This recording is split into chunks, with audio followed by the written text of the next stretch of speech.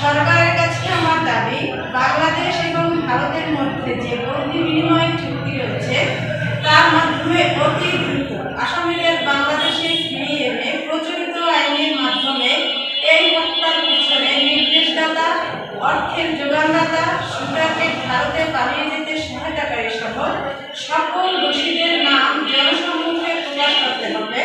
Shooter Faisal করিম এবং সহযোগী আলমগীর সহ ঘটনার সাথে জড়িত পুরো চক্রকে আইনের আওতায় এনে বিচার কার্য সম্পন্ন করতে।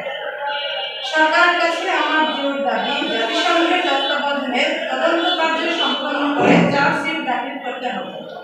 বাংলাদেশ সরকারের মাননীয় প্রধানমন্ত্রী জনাব তারেক রহমানের কাছে হাদি হত্যার বিচারের ব্যাপারে সর্বোত্তম সহায়তা কামনা করছি এবং শহীদ ওসমান বিন হাদির পরিবারের সকল সদস্যদের সর্বপ্রকার নিরাপত্তা দাবি জানাচ্ছি। আর উল্লেখ থাকে যে পুনরায় যদি কোনো দায় ছাড়া চার্জশিট দেওয়ার অপচেষ্টা করা হয় তবে তার পরিবার এবং বাংলাদেশপন্থী জনগণ প্রত্যাখ্যান করবে।